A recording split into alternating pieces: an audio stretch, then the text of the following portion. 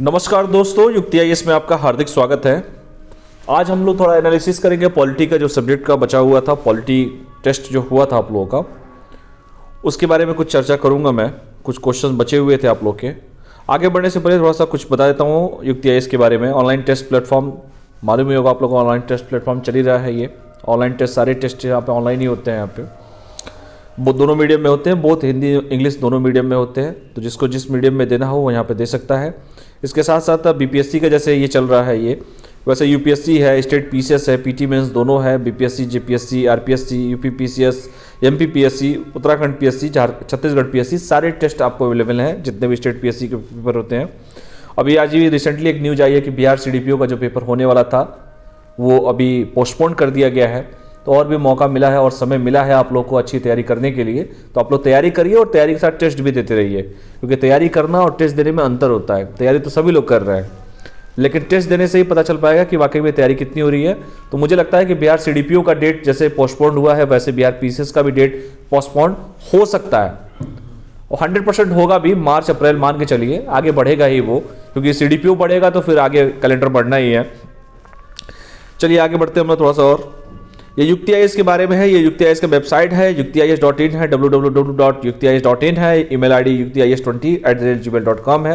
ये mobile number है। अगर किसी ने ऐप इंस्टॉल ना किया हो तो गूगल के प्ले स्टोर पर जाएं, युक्ति आईएएस क्लिक उस पर सर्च करें और डायरेक्ट संस्थान ऐप डाउनलोड कर लेंगे। जो भी सब्सक्रिप्शन लेना है सब्सक्रिप्शन आप ले सकते हैं। टेलीग्राम से जुड़ना हो, 2000 सुपर बच्चे हैं, पर डे पोल होता है, टेस्ट होता है, मतलब दिन भर क्वेश्चंस मिलते रहते हैं उनको, अपना क्वेश्चन का आंसर उस पर देते रहते हैं। ये भी टेलीग्राम से जुड़ सकते हैं। करना कुछ नहीं है, गूगल पे जाइए, अपने स्कैनर को ऑन कीजिए और डायरेक्ट स्कैनर करेंगे और डायरेक्ट आप संस्थान से जुड़ जाएंगे टेलीग्राम से।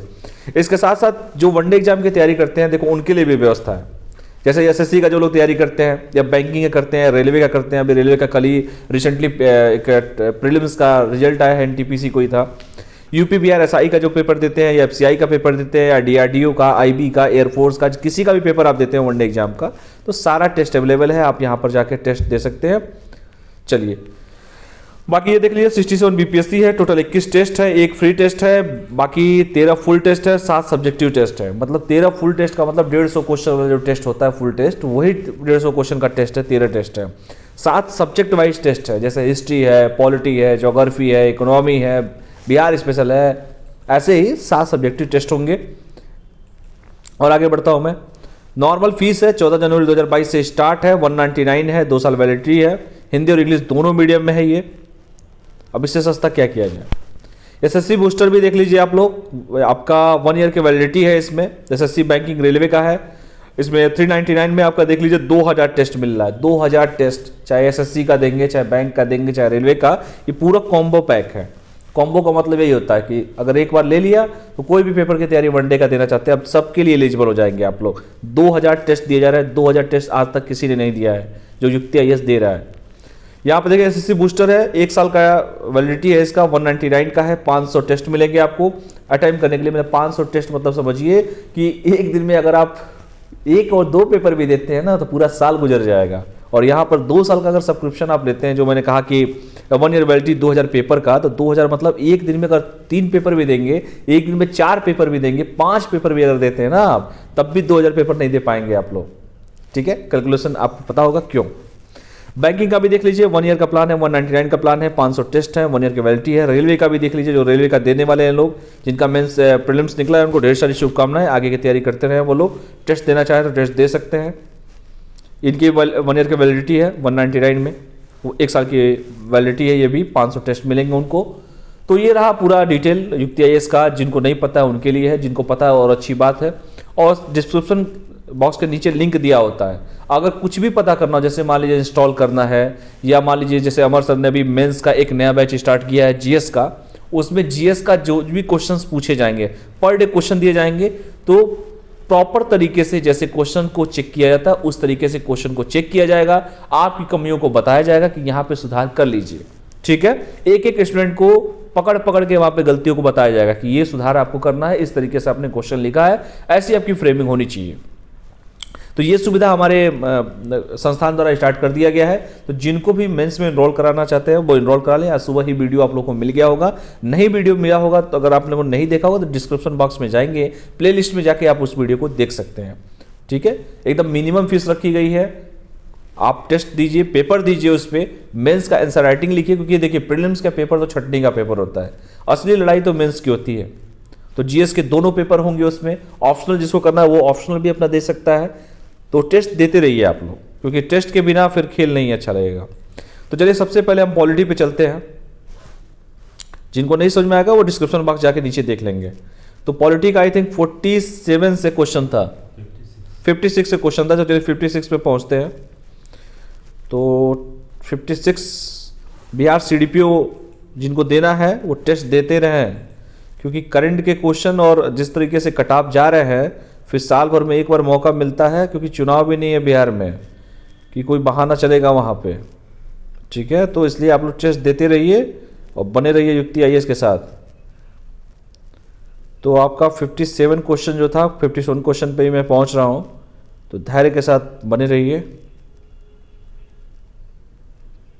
कोई भी समस्या हो, कोई भी क्वेरी करना हो तो दिए गए नंबर पे भी संपर्क कर सकते हैं, किसी भी प्रकार की क्वेरी हो। चलिए तो 56 से हम चालू करते हैं। 56, हाँ 56 से चालू करते हैं, बिल्कुल 56 से ही है। चलिए तो पहला क्वेश्चन पूछा गया था, मैं इसको थोड़ा छोटा कर देता हूँ। चलिए पहला क्वेश्चन पूछा गया था 56 में, नीचे दिए गए न्यायालय में से किसे अभिलेख न्यायालय माना जाता है, ठीक है।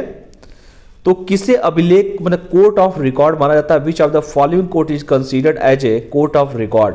केवल उच्चतम न्यायालय, सुप्रीम कोर्ट ओनली, केवल उच्च न्यायालय, हाई कोर्ट ओनली, उच्च और सुप्रीम दोनों मतलब हाई कोर्ट और सुप्रीम कोर्ट दोनों, अधीनस्थ न्यायालय सबऑर्डिनेट कोर्ट, या इनमें से कोई नहीं या एक से अधिक। यही क्वेश्चन पूछा गया था।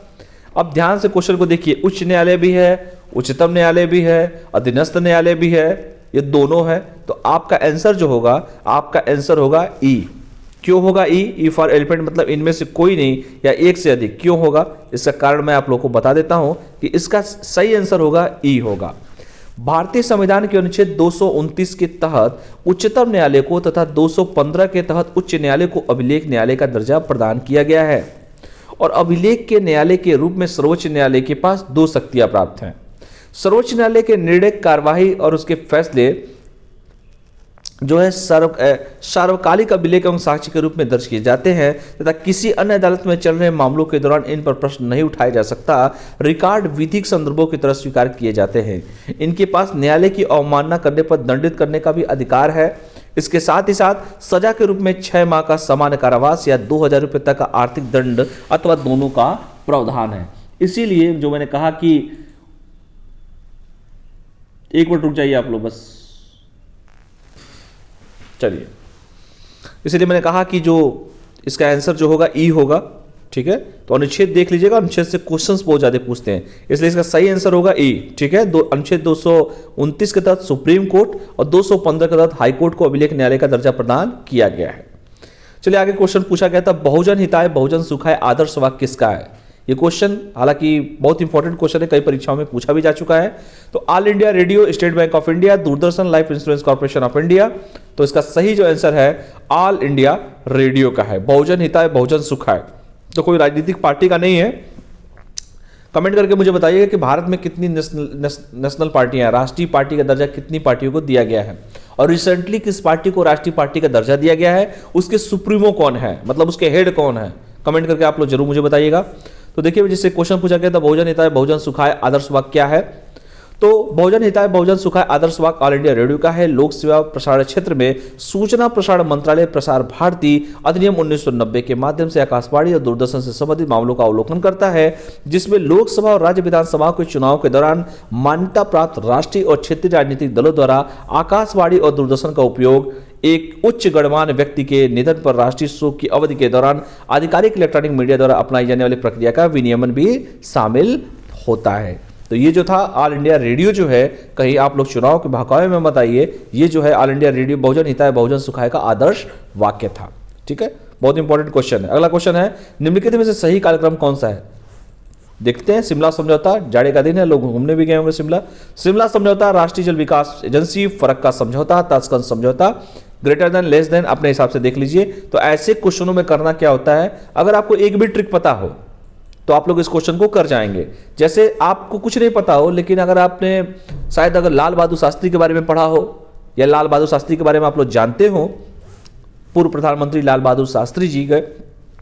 तो ताशकंद समझौता शायद आप लोग को याद होगा, हो सकता है उसका डेट मान ली किसी का डेट नहीं याद है, उसका डेट याद हो। तो भारत और पाकिस्तान की इसका जो सही आंसर है मैं बता देता हूं, आंसर इसका बी है। क्यों है इसका भी कारण बता देता हूं। ताशकंद समझौता हुआ, उसके बाद शिमला समझौता हुआ, उसके बाद राष्ट्रीय जल विकास एजेंसी, फिर फरक्का समझौता।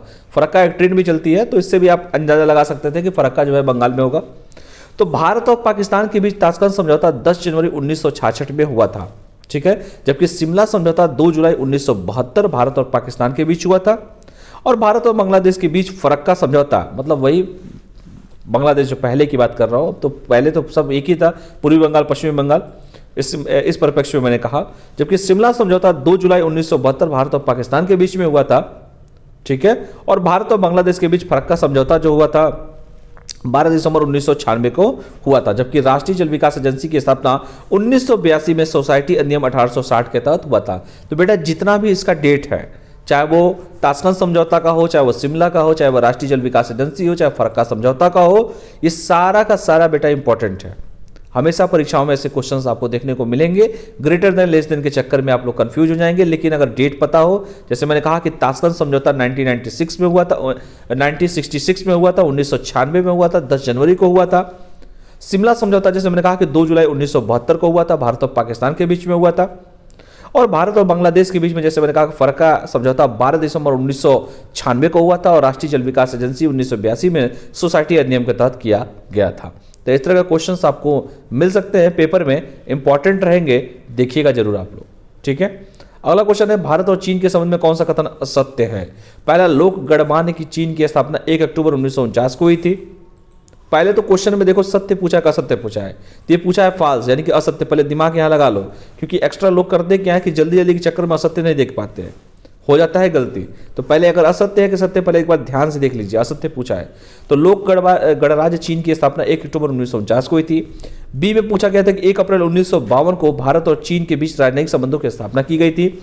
सी में पूछा है कि दोनों देशों के बीच संयुक्त रूप से पंचशील समझौता वर्ष 1954 में आया हुआ था। डी पूछा है कि प्रधानमंत्री चाउ इन लाई भारत की यात्रा पर जनवरी 1957 में आए थे। और ई पूछा है कि उपरोक्त में से कोई नहीं, एक से अधिक। अब ध्यान से क्वेश्चन को पढ़ो। क्वेश्चन क्या पूछा? असत्य पूछा। और इसका जो सही आंसर है असत्य वाला, वो है 1 अप्रैल 1952 को जो लिखा है वो बिल्कुल ही गलत लिखा है। ये सही है कि 1 अक्टूबर 1949 को स्थापना की गई थी। ये भी सही है कि पंचशील जो है जवाहरलाल नेहरू के समय 1954 में थे, बिल्कुल सही है। प्रधानमंत्री चाउ साहब 3 साल बाद 1957 में आए थे, बिल्कुल सही है। तो इसका सही जो आंसर है बी, क्योंकि 1 अप्रैल 1950, 1 अप्रैल को वैसे भी फूल दिवस होता है, मूर्ख दिवस, तो 1 अप्रैल जो है 1952 को नहीं हुआ था, 1950 को भारत और चीन के बीच में राजनयिक संबंधों की स्थापना हो गई थी 50 में ही। और दोनों देशों के बीच संयुक्त रूप से पंचशील समझौता वर्ष 1954 में हुआ था। प्रधानमंत्री चान इन लाई भारत की यात्रा पर 1957 में आए थे। तो थोड़ा न्यूज अगर देखते होंगे तो ऐसे क्वेश्चन को भी आप लोग सॉल्व कर सकते हैं, ठीक है। तो जितने भी डेटा आपको दिए जा रहे हैं ये बेटा कॉपी पे लिखते चलिएगा आप लोग को, सारा इंपॉर्टेंट है। अभी भी मैं कह दे रहा हूं कि सारा इंपॉर्टेंट जितना डेटा दिया जा रहा है। 1 अक्टूबर है, बहुत लोग को नहीं पता है तो याद रख लो 1 अक्टूबर 1949, 1 अप्रैल 1952 नहीं था, 1950 था, ठीक है। तो ये भी ध्यान रखना। संबंध 54 में पंचशील का और 57 में वो भाई साहब आए थे घूमने। चलिए अगला क्वेश्चन देखते हैं। निम्न कथनों पर विचार करो, गलत का चयन करें। 4 कथन देख लेते हैं, अनुच्छेद से भी क्वेश्चन पूछे जाते हैं बिहार में। संसद के गठन का प्रावधान अनुच्छेद 79, संसद की सदस्यता के लिए अहर्ती अनुच्छेद 84, वार्षिक वित्तीय विवरण 112 और उच्चतम न्यायालय का अभिलेख न्यायालय अभी रिसेंटली बताया मैंने अनुच्छेद 137 और इनमें से कोई नहीं, एक से अधिक। तो ध्यान से देखिए, अभी सीधे बताया गया उच्चतम न्यायालय का अभिलेख न्यायालय 137 में गलत है, ये 137 में नहीं है। क्यों नहीं है बताऊंगा अभी। क्योंकि भारतीय संविधान में संसद के गठन का प्रावधान अनुच्छेद 79 के तहत किया गया, बिल्कुल सही है। जबकि संसद सदस्यता के लिए अर्हता अनुच्छेद 84 में वर्णित है, बिल्कुल सही है। वार्षिक वित्तीय विवरण 112 में वर्णित है, बिल्कुल सही है। जबकि उच्चतम न्यायालय का अभिलेख न्यायालय के रूप में अनुच्छेद 137 के रूप तक परिभाषित है और उच्चतम न्यायालय का अभिलेख न्यायालय अनुच्छेद 129 के अंतर्गत आता है। जबकि उच्चतम न्यायालय के पूर्वावलोकन की शक्ति 137 के अंतर्गत आता है, इसीलिए यहां पर गलत हो गया है। तो देखो जितने भी अनुच्छेद दिए जा रहे हैं बहुत इंपॉर्टेंट है, परीक्षा की दृष्टि से सभी को पढ़िए, इसको ध्यान से, अब कॉपी में नोट करते चलिए। अगला क्वेश्चन देखिए, निम्नलिखित कथनों पर विचार करें और सही का चयन करें। प्रधानमंत्री जवाहरलाल नेहरू ने समाजवाद की विचारधारा को आगे बढ़ाया, क्या यह बात सही है? आगे देखते हैं। भारत में लोकसभा राज्यसभा की अपेक्षा कम शक्तिशाली है, अपर सदन किसे कहते हैं खुद पता चल जाएगा। पूर्व प्रधानमंत्री डॉक्टर मनमोहन सिंह मिजोरम से राज्यसभा के लिए निर्वाचित घोषित हुए थे, पता नहीं गलत है सही है। केंद्र सरकार का बजट राज्यसभा में प्रस्तुत किया जाता है, कभी ऐसा हो सकता है क्या? जनता के द्वारा चुने जाते हैं लोकसभा वाले, और केंद्र सरकार का बजट राज्यसभा में कैसे प्रस्तुत होगा? बिल्कुल गलत। प्रधानमंत्री भाई साहब ये मिजोरम से नहीं आते थे, पीएम मनमोहन सिंह जी ये असम से जाते थे, ये भी गलत। भारत में लोकसभा राज्यसभा की अपेक्षा कम शक्तिशाली ऐसा हो सकता है? बिल्कुल गलत है। और प्रधानमंत्री जवाहरलाल नेहरू जी ने समाजवाद की विचारधारा को आगे बढ़ाया था, ये आंसर बिल्कुल सही है। अगला क्वेश्चन है, भारत में त्रिस्तरीय पंचायती राज प्रणाली का प्रस्ताव किसने दिया था? अशोक मेहता समिति, दिनेश मेहता गोस्वामी समिति, बलवंत राय मेहता समिति, रॉयल कमीशन, इनमें से कोई नहीं या एक से अधिक? तो सिंपल सा क्वेश्चन, सिंपल सा जवाब, बलवंत राय मेहता समिति का गठन वर्ष 1956 में हुआ था और 57 में इन्होंने अपना रिपोर्ट प्रस्तुत किया। तो बलवंत राय मेहता समिति, इसका आंसर हो जाएगा सी। ठीक है, चलो व्याख्या बता देता हूं, बड़ा इंपॉर्टेंट है। क्यों? चलो देखो क्यों कि बलवंत राय मेहता समिति का गठन 1956 में किया गया था, जिसने अपनी रिपोर्ट 1957 में प्रस्तुत किया, खड़ी पाई। जबकि अशोक मेहता समिति का गठन 1977 में हुआ था, जिसने द्विस्तरीय पंचायती राज व्यवस्था का सुझाव दिया था। तो ये भी क्वेश्चन पूछता है कि कौन सा द्विस्तरीय है, कौन सा त्रिस्तरीय है, कब प्रस्तुत किया गया था, कब गठन किया गया था। तो ये याद रखना कि 57 और 77 याद रखना। 57 में बलवंत जी आए थे, अशोक जी आए थे 77 में, तो ऐसे भी याद कर सकते हो 20 साल बाद। उन्होंने त्रिस्तरीय कहा बलवंत जी ने, अशोक जी ने कहा कि द्विस्तरीय होनी चाहिए। जबकि राव समिति का गठन 1985 में किया गया था, जिसने 4 स्तरीय पंचायती राज व्यवस्था का बनाने का सुझाव दिया था, जिसमें राज्य स्तर पर पंचायती राज व्यवस्था को सुझाव दिया, राज्य स्तर पर राज्य विकास परिषद, जिला स्तर पर जिला विकास परिषद, मंडल स्तर पर मंडल पंचायत और ग्राम स्तर पर ग्राम पंचायत गठन का सुझाव दिया था। देखिए सब लोग की अलग अलग समितियां थी। जबकि सिंघवी समिति का गठन वर्ष 1987 में किया गया था, जिसने पंचायतों के पुनर्गठन की सिफारिश की थी। जबकि पीके थंगल समिति का गठन 1998 में किया गया था। इसी सुझाव के आधार पर 1989 में संविधान संशोधन विधेयक प्रस्तुत किया, जिसने पंचायती राज व्यवस्था को संवैधानिक दर्जा देने की सिफारिश भी की थी। तो ऐसे ऐसे क्वेश्चन बताओ, इतना इंपॉर्टेंट डेटा आपको दिया जाता है, कौन सा कोचिंग इंस्टीट्यूट है जो इतना डेटा आपको देता होगा? अब बताइए कि कोई भी क्वेश्चन आपसे पूछ दे, मैंने तो सिर्फ त्रिस्तरीय पूछा, सिंपल सा, किसी लड़के को पता है कि सर ने कहा त्रिस्तरीय, तो बलवंत राय मेहता समिति था, 1957 था। मान लीजिए मैंने द्विस्तरीय पूछा, तो आपको तुरंत पता होना चाहिए कि द्विस्तरीय तो सर ने कहा था अशोक मेहता समिति है, 1977 में था। अगर मान लीजिए किसी पूछ दे कि कौन सा ऐसा था जिसने कहा 4 स्तरीय होना चाहिए, तो अभी बताया मैंने, कमेंट करके बताइएगा आप लोग किसने कहा था, राव साहब ने। तो ऐसे क्वेश्चंस बहुत पूछे जाते हैं। ठीक है, तो ये क्वेश्चन ध्यान दीजिएगा, बहुत इंपॉर्टेंट क्वेश्चन है। लगातार पेपर में किसी भी स्टेट का पेपर उठा के देख लो, यूपीएससी तक की मैं बात कर रहा हूं, लगातार ये क्वेश्चन हमेशा पूछे जाते हैं और पूछे जाएंगे। सबसे इंपॉर्टेंट क्वेश्चन है, वही उठाया भी गया। अगला क्वेश्चन है, संविधान सभा की मुख्य समितियां और उसके अध्यक्ष कौन सही सम्मिलित नहीं है? संविधान सभा जब बना था तो बहुत सारे लोगों को बहुत सारे डिपार्टमेंट दिया गया था, कुछ समिति के अध्यक्ष थे। जैसे मैं आपसे क्वेश्चन पूछा कि कौन सा सम्मिलित नहीं है, देखो नहीं पूछा गया, तो नहीं पूछा गया तो नहीं को देखो कौन सा है। सलाहकार समिति सरदार वल्लभ भाई पटेल, संघ समिति जेबी कृपलानी, रियासत समिति डॉक्टर राजेंद्र प्रसाद और संघ संविधान समिति जवाहरलाल नेहरू। कौन सा गलत है ये पूछा गया है। तो संघ शक्ति समिति जो है जेबी कृपलानी साहब का नहीं है, यानी आंसर बी गलत है, क्योंकि संघ समिति के अध्यक्ष जवाहरलाल नेहरू जी ही थे। सलाहकार समिति का अध्यक्ष सरदार वल्लभ भाई पटेल, संघ समिति जेबी कृपलानी, ठीक है, ये संघ शक्ति समिति था, जबकि संघ समिति जो था शक्ति समिति जेबी कृपलानी साहब का था। ठीक है, और रियासत समिति के अध्यक्ष डॉक्टर राजेंद्र प्रसाद थे। तो इस बात को ध्यान से पढ़िएगा आप लोग। चलिए अगला क्वेश्चन देखिए, क्वेश्चन को पूछे जाते हैं, भारतीय संविधान के कौन सा भाग और अध्याय संघ और राज्यों के बीच विधायी संबंधों को स्पष्ट करता है? भाग 4 और अध्याय 1, भाग 8 और अध्याय 1, भाग 11 और अध्याय 1, भाग 12 और अध्याय 1। और ये ऑप्शन दिया गया है 4 ऑप्शन, और इसका सही आंसर है आंसर सी, भाग 11 अध्याय 1। क्यों भैया? संविधान के भाग 11 का अध्याय 1 अनुच्छेद 245 से 255 संघ और राज्यों के बीच विधायी अनुबंध संबंधों से है।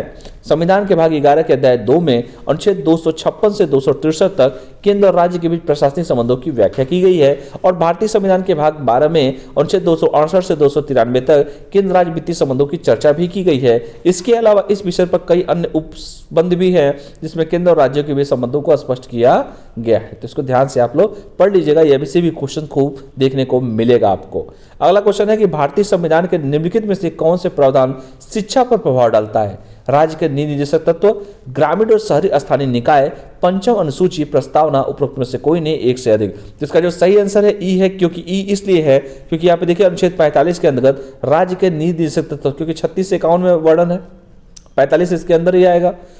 बच्चों की देखभाल व 6 वर्ष तक की आयु तक शिक्षा का प्रावधान किया गया है, प्रबंध किया गया है। और अप्रत्यक्ष रूप से 7वें सूची में भी शिक्षा संबंधी प्रावधान शामिल है। ग्रामीण और शहरी स्थानीय निकाय शिक्षा के संबंध में विशेष प्रावधान को लागू करता है, जैसे पुस्तकालयों की स्थापना, अपने क्षेत्र में सीमा में विद्यालयों की स्थिति की जांच करना इत्यादि इसमें शामिल होता है, इसलिए इसका आंसर हो जाएगा ई।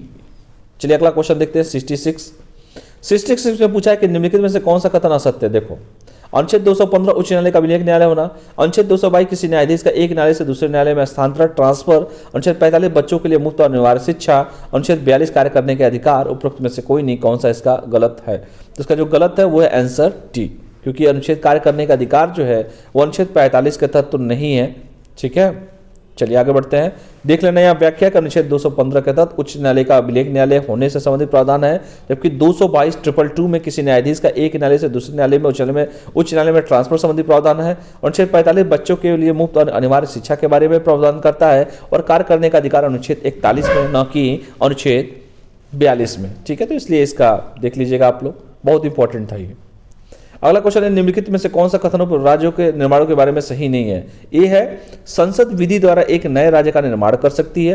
दूसरा, इस प्रकार की विधि में संविधान की पहली अनुसूची और चौथी अनुसूची में प्रावधान होगा। इस प्रकार की विधि को अनुच्छेद 368 के प्रावधानों के लिए संविधान का संशोधन समझा जाएगा। नए राज्यों के गठन की शक्ति संसद में निहित है, उपरोक्त में से कोई नहीं या एक से अधिक। इसका जो सही आंसर है, इसका सही आंसर है सी। जो पूछा गया है सही नहीं है, इसमें सी जो है ये गलत है, क्योंकि 368 के प्रावधानों में देख लिए ये सब दिया हुआ है। नए राज्यों के निर्माण के लिए विधि हेतु 368 के तहत विशेष प्रक्रिया अपनाई नहीं जाती है, अर्थात संसद साधारण बहुमत से नए राज्यों का निर्माण कर सकती है। जैसे संसद विधि द्वारा मतलब कानून द्वारा एक नए राज्य का निर्माण कर सकती है। इस प्रकार की विधि में संविधान की पहली अनुसूची चौथी अनुसूची में संशोधन का प्रावधान होगा। इस प्रकार की विधि को 368 के प्रयोजनों के लिए संविधान का संशोधन समझा जाएगा। ठीक है, ये भी क्वेश्चन में था। अगला क्वेश्चन है 68, निम्न राज्यों में से निर्माण का सही आरोही क्रम कौन सा है। अवरोही का मतलब क्या होता है और आरोही का मतलब क्या होता है। तो ये असेंडिंग आर्डर में है, मतलब छोटे से बड़ा वाला। तो देखो बेटा, इसमें इसका जो सही आंसर है वो ए है। ये भी बड़े क्वेश्चन पूछे जाते हैं, राज्यों कब कब बना था। तो नागालैंड राज्य की स्थापना 1963, मेघालय की 1972, सिक्किम 1975, अरुणाचल प्रदेश 1987 में किया गया था। बड़ा इंपॉर्टेंट क्वेश्चन है, बहुत ही खूबसूरत क्वेश्चन है, क्वेश्चन आपको देखने को मिल जाएगा। अगला क्वेश्चन है कि निम्नलिखित में से कौन सी एक संवैधानिक संस्थान नहीं है। संवैधानिक नहीं है तो कौन सा ऐसा हो सकता है। तो 4 ऑप्शन पूछे गए, मानवाधिकार आयोग, केंद्र का वित्त आयोग, संघ लोक सेवा आयोग, राज्य का वित्त आयोग। इसका जो सही आंसर है मानवाधिकार आयोग, ह्यूमन राइट कमीशन। मानवाधिकार आयोग एक गैर संवैधानिक संस्था है जिसका गठन मानव संरक्षण नियम 1993 के तहत किया गया था। केंद्रीय वित्त आयोग अनुच्छेद जिसका वर्णन है वही होता है संवैधानिक। राज्य वित्त आयोग 243, केंद्रीय वित्त आयोग 280, संघ लोक सेवा आयोग 315 के तहत एक संवैधानिक संस्था है। ठीक है, चलिए ये भी बड़ी इंपॉर्टेंट क्वेश्चन था। और लास्ट क्वेश्चन मैं आप लोगों को बता दे रहा हूं, 4 स्तरीय पंचायती राज की अनुशंसा निम्नलिखित में से कभी किसने की थी। अभी बताया हूं, इतना चिल्ला चिल्ला के बताया हूं। बलवंत राय मेहता मैंने कहा त्रिस्तरीय, अशोक भाई द्विस्तरीय। और किसके बारे में मैंने कहा था कि भाई साहब ये तो बहुत बड़े वाले हैं, इन्होंने कहा कि भाई 4 स्तरीय कर दो। तो ध्यान से पढ़िएगा क्वेश्चन। तो उनका नाम था राव साहब, कोई थे, ऐसे भी याद कर सकते हैं राव साहब। राव साहब का नाम ही नहीं है इसमें, तो इसका आंसर हो जाएगा ई, जीवीके राव। समिति का गठन 1985 में किया गया था, जिसमें 4 स्तरीय, जैसे मैंने कहा सुझाव दिया था, राज्य विकास परिषद, जिला स्तर पर जिला विकास परिषद, मंडल स्तर पर भी उन्होंने भी कहा था, ग्राम स्तर पर भी कहा था, और त्रिस्तरीय स्तरीय सब तो बता ही चुका हूं। बलवंत राय मेहता समिति राजस्थान की विधानसभा ने 2 सितंबर 1959 को पंचायती राज अधिनियम पारित किया, और नियम के प्रावधानों के अनुसार पंडित जवाहरलाल नेहरू ने 2 अक्टूबर 1959 को राजस्थान के नागौर जिले में पंचायती राज का उद्घाटन भी किया। ये बड़ा इंपॉर्टेंट क्वेश्चन है। तो व्याख्या जो मैं देता हूं, जो व्याख्या युक्ति आईएएस के द्वारा आप लोग को मिलता है या जो क्वेश्चंस मिलते हैं, तो उस क्वेश्चन को पहली बात आप कहीं भी पेपर देते हो, मैं ये नहीं कहता हूं कि युक्ति आईएएस, आप कहीं पे भी पेपर देते हो, कुछ भी करते हो, आप एटलीस्ट एक बार पेपर को देखिए कि जो मैटर दिया जा रहा है अथेंटिक दिया जा रहा है कि नहीं, क्या जो मैटर आपको बताया जा रहा है या एक्सप्लेनेशन जो किया जा रहा है, क्या परीक्षा में इससे रिलेटेड क्वेश्चंस मिलते हैं कि नहीं मिलते हैं। आप 10 ईयर प्रीवियस ईयर क्वेश्चन उठा के पहले देखो, क्या उसके लेवल और हमारे लेवल में क्या अंतर है, क्या आपको एक्स्ट्रा क्या मिलता है, जो इतना एफर्ट आपको किया था, मैं चाहता था 2 लाइन का यहाँ से दे के खत्म कर सकता था, लेकिन मैंने पूरा दिया। अगर मान लीजिए त्रिस्तरीय पूछा, द्विस्तरीय पूछा, 4 स्तरीय पूछा, कब हुआ, किसके द्वारा कहा गया, ये सारा नॉलेज तो आपको वहाँ से मिल ही रहा है। तो बने रहिए युक्ति आईएएस के साथ। और लास्ट में बस यही कहूंगा कि प्रीलिम्स की परीक्षा हमेशा छटनी की परीक्षा होती है। आपका नंबर, आपका जो लिखने का कौशल है, स्किल जो है, वो आपका मेंस निखर के तभी आ पाएगा जब मेंस का पेपर आप अच्छे से दोगे। और वो प्रैक्टिस से होता है। एक दिन में कोई मेंस परफेक्ट नहीं लिखेगा। जितना प्रैक्टिस करोगे, जितनी गलतियां करोगे, जितनी गलती करना चाहते हो, ऐसा नहीं है कि आप एक दिन में 100 शब्द दे दिया गया और आप बहुत अच्छा लिखोगे, 10 में 10 नंबर मिल जाएंगे। हो सकता है कि 10 में 2 नंबर मिले, 3 नंबर मिले, लेकिन प्रैक्टिस कीजिए, क्योंकि प्रैक्टिस ही किसी भी इंसान को परफेक्ट बनाता है। तो बने रहिए। अभी अमर सर ने बताया भी था, सुबह मॉर्निंग में आप लोगों को बताया भी होगा, एक वीडियो भी बनाया था। और जिनको वीडियो नहीं देखा होगा वो डिस्क्रिप्शन बॉक्स में जाएं और इस वीडियो को देखें। अभी नया एक प्लानिंग हम लोग की हो रही है कि जल्द ही आप लोग को बिहार का मेंस का, जो जीएस का और ऑप्शनल का, दोनों का बैच स्टार्ट हो गया है। जिसको टेस्ट देना हो मेंस का, एकदम पर्सनली हर बच्चे को फोन किया जाएगा, पर्सनली गाइड किया जाएगा, पर्सनली बताया जाएगा कि देखो बेटा इस लाइन में ये गलतियां किए हो आप लोग। तो ये सारी सुविधाएं आपको मिलेगी।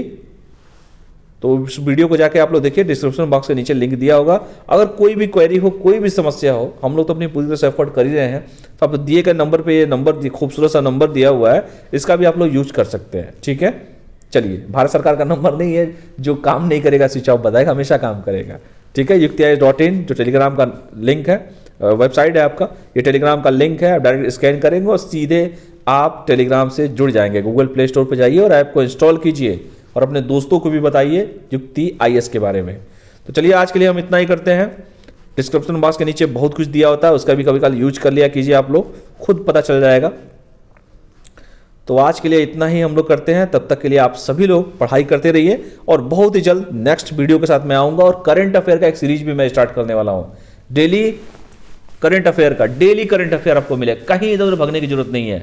आपका कोई पीआईबी, कोई बड़े बड़े, मतलब जहां से भी क्वेश्चंस मिलेंगे, जो टॉप क्वेश्चंस होंगे, जो परीक्षा ओरिएंटेड होंगे, जो मेंस ओरिएंटेड होंगे, वो सारे के सारे एक ही जगह पे आपको करंट अफेयर का मैं खुद वीडियो कराऊंगा।